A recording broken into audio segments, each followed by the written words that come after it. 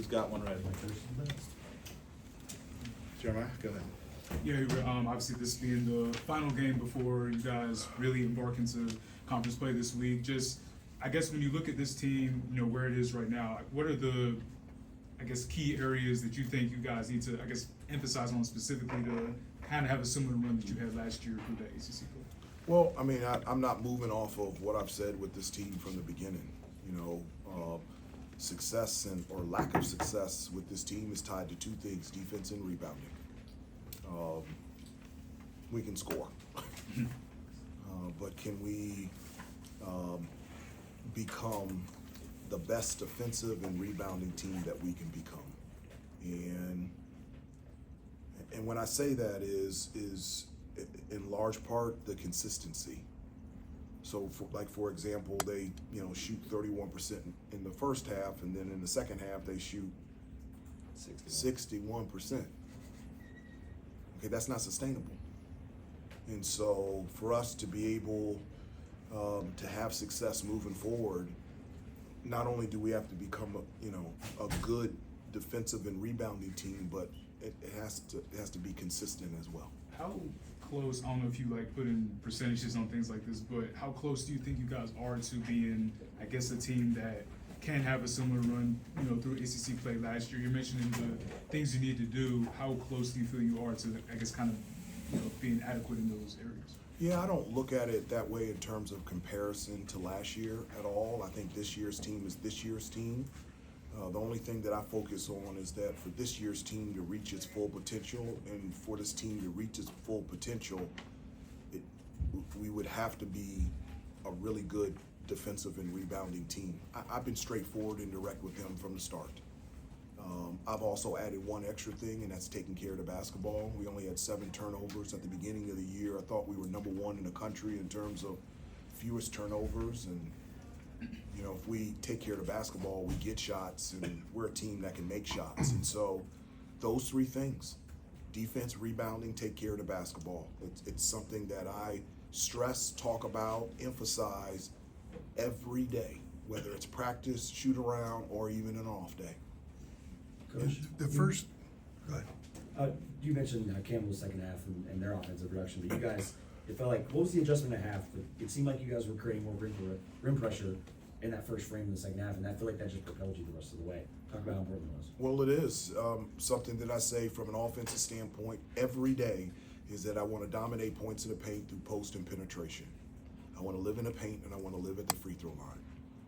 They can recite that because I say that to them every day. And so in the first half, we only went to the free throw line 8 times, but we had 17 threes taken, and we're 4 of 17.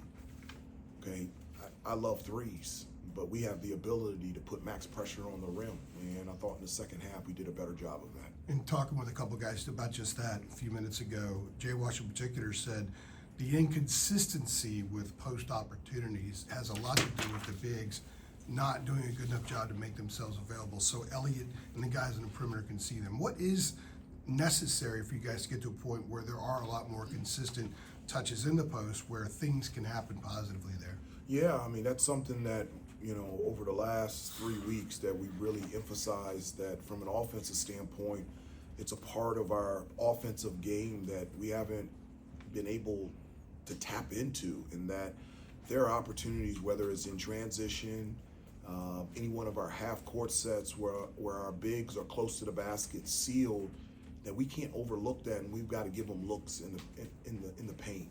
When you do that, obviously it's a higher percentage shot. It gives you an opportunity to score in the paint. It gives you an opportunity to get fouled and get to the free throw line. And with the guards that we have, being able to get to the free throw line and knock down free throws is a huge part of our offense. And so when I say post and penetration, that's what I'm talking about. And that's an area that we definitely have to improve on offensively, is noticing, locating, and getting the ball to our bigs when they have good position close to the basket. And staying on that, first 2 buckets, second half, Elliott to Jay Wash. The second one, you were pretty animated on Elliott, like that's what I want you to do. Yeah.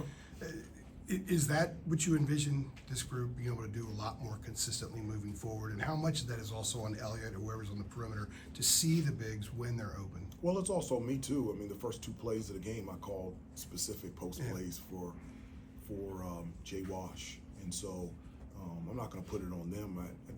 I've got to do a better job of calling post plays specifically to get post catches and looks down low. Jay Wash missed a right hand jump hook, but I thought it was a great shot. Yeah. And so I've got to do a better job of putting them in situations consistently from the start so that we can establish the post. Hubert, RJ was giving a lot of credit to Coach Page for helping him sort of reach new heights in his career, and obviously break Marcus's 3-point record tonight. What is it about the way Coach Page has worked with RJ that you think has been so effective? Well, I think it's always one. Coach Page was a great player, and he's an unbelievable person. He's done such a great job as a coach because he knows the game, but he's also able to communicate it in a way where it just resonates with the players.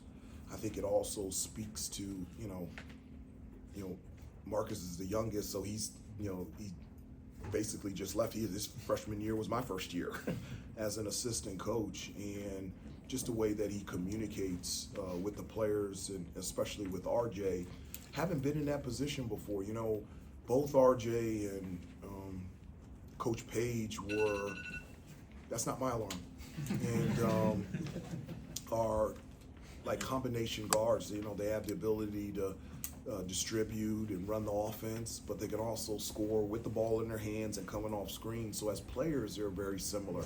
And, you know, when Marcus played, you know, he was always on the floor with other guards, Joel Berry, and so now with RJ on the floor with, you know, Seth and Elliott and Ian, there's a lot of similarities in their career and what they've had to do out there on the floor. With Seth sitting out, was that just a precautionary thing for today? Yeah, he just has an upper body injury, and so he was unable to play today. Is that something he picked up in practice? Mm-hmm. Yep. Is there like a time table on when he might be? Nope. Okay. No, there isn't. RJ said tonight that he's felt a lot more comfortable, like himself, going back to the Florida game. And part of the sign of that we can all see, everybody else can see, is that there's more step backs. He's being able to create space for himself off the dribble more than he had been earlier. What would you say about that? And have you seen a little bit of a different RJ in the last few games? I do feel like he's in a better rhythm out there on the floor. And so I do feel that way. I feel like the last 3 games, he's finding his rhythm. It really is with a new lineup, you know, and changing lineup too. Yeah. I think one of the things that helps is just the growth of Ian. Got another scorer out there, you know, and so when you have another person out there that can go get buckets, very similar to what he experienced last year, where you had Cormac, Harrison, Armando, got a little bit more space to be able to get into his offensive game, and so I'm really happy for him. Hubert, Elliott kind of talked about just the tough stretch that he had the past couple of weeks, you know, with the high turnovers, and felt like he kind of got back to being himself a little bit tonight. Obviously, you're agreeing. I guess, what did you kind of see from him tonight? And I guess, what was that stretch like for him? You know, you talking to him as a coach and a player, just what was that like? Yeah, before the game I said I'm expecting a double-double in points and assists, and he says I'm also going to have 0 turnovers.